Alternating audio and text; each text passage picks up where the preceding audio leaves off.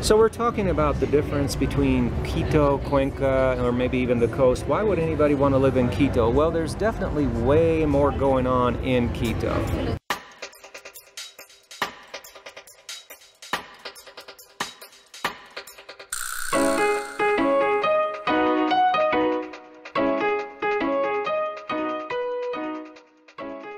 Frank and Angie here in Quito, Ecuador, right in the middle of the touristy Foch Plaza. What is Quito, Ecuador like?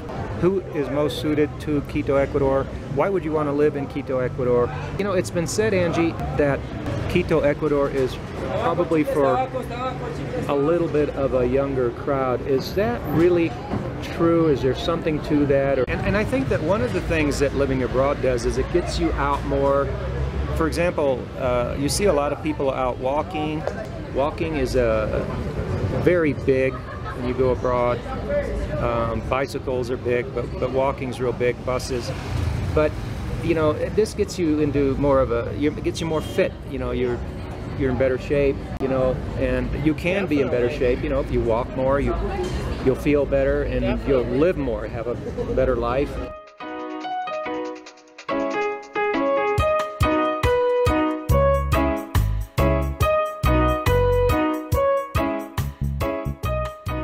Correct is it to say that it's for a younger crowd? There's a lot about Quito that seems to point to that as a truism. I mean, like right now, I just went to the restroom and I had to go up 25 steps. We were sitting here in Foch Plaza, the touristy section, the square in Quito, and I had to go up 25 steps to to use the public restroom. It just makes me wonder at what point, because like I'm closer to 60 than I am 50, okay? At what point am I no longer part of the younger crowd? I mean, you know, I just think that that's such a general statement. And I mean, I want to be part of the younger crowd till the end of my life. I know, you know, and that's why we take care of our health, you know, and so what are we saying here? That you have to be in shape, you know? You have to be in shape to be we said that. To be in the Andes, you know, in the Andes, anywhere, whether it's Cuenca, Quito. But that was kind of a surprise. I mean, I went inside to the coffee shop to ask for the restroom. I had no clue he was going to tell me to go around the corner and go up to the next level. He said, go up to the first floor, you know? Wow. Oh, okay, you know. Well, if people don't like doing stairs, I guess they're not going to like that very much. All right.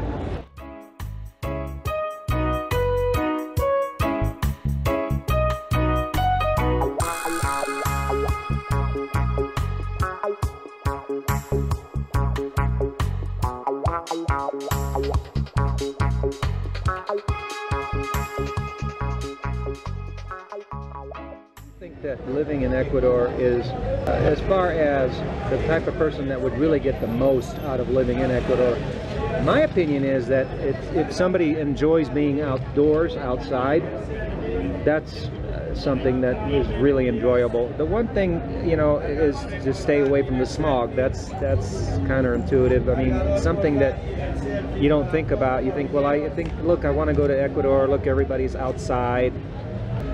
You just have to be careful about what streets you go on. The weather is definitely conducive to, you know, being outside, and it's really enjoyable to be outside and walking. And Quito has a lot of parks too. Quito has a lot of parks. Cuenca has a few. And you would think that on the coast, the whole ocean is a park. Bottom line is, you can move to Ecuador. You can, you know, enjoy the outdoors. To me, it's something that I do. I'm enjoying the outdoors when I'm not in a car. When I'm in a car, I'm not outdoors. I'm inside something, and I'm moving way faster than when I'm walking. When you're walking, you can enjoy, you know, the surroundings. When you're in a car, you pass them so fast, you don't really get a chance to. You're just passing everything so fast. So. But to each his own, but yeah, the best way to live in Ecuador as far as we're concerned is without a car. There's a whole other host of issues and concerns with owning a car in a developing country. Any country, whether it's Ecuador or anywhere, South America, Central America. Owning a car just opens you up and exposes you to so many other things. You know, and if we're talking about that, on a different video. Right now we're talking about just the aesthetics of it, just the enjoyment of the terrain and the land and the weather. No matter where you look, there's construction going on. Quito, Ecuador. And you hear it too. So we're talking about the difference between Quito, Cuenca, or maybe even the coast. Why would anybody want to live in Quito? Well, there's definitely way more going on in Quito. The coast is almost comatose compared to... Not Montanita. Not Montanita, but it's still, it's a very miniature, in a miniature way, micro sort of place that you know, it might be fun to maybe spend a weekend or a week, but no, there's no comparison to a big city like Quito. Just the choices and the opportunities, you know, for any budget. I mean, you can come here to the Central Plaza and spend whatever you want, you know. Or you can get a little bit further out of the Central Plaza and, you know, buy lunches at the local level for under $3. And you get a nice big chicken soup and whatever you want, you know, really, for in that price range. So there's something for everyone. We've been saying all along for years that all it takes is just getting a little bit further out of the touristy area. And, you know, not to let the touristy area discourage you if you're on a budget or an income. A lot of times the RAM magazines make it sound like all you got to do is just come down here and you're going to be able to live on this little bit amount of money, and that's just not correct. You know, because you got the areas that everybody thinks that's the area to go, and that's the touristy. It becomes the touristy. It's just de facto touristy area, and because of that, it's a self-fulfilling prophecy that it's not going to be necessarily affordable for a lot of people that are, say, on a Social Security budget. So.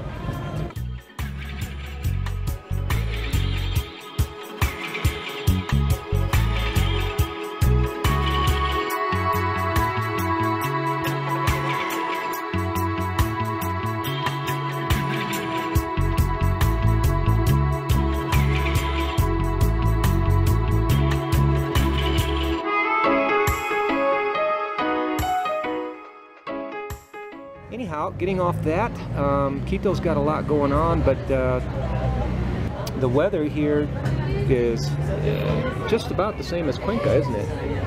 Mm-hmm. Yeah, it is. Yeah, and you have the same thing as in Cuenca. When you go indoors, it's slightly chilly, but when you come out, it's normal and it's perfect. But when you get indoors, it's like, you know, you need that wood stove to take that chill off. I still need a light jacket if the sun's not out, though. When the sun comes out, it feels like it's almost 80. I was in my t-shirt today. It got hot. We're living on the coast at the moment, but we lived in Cuenca for 5 years. We've spent so much time in Quito and been here so many times that we wrote a whole book on it. It's called the Do-It-Yourself Quito Ecuador Landing Guide. Everything you need to know to land in Quito and do it well. Thanks for watching the video, and as always, we'll see you in the next video.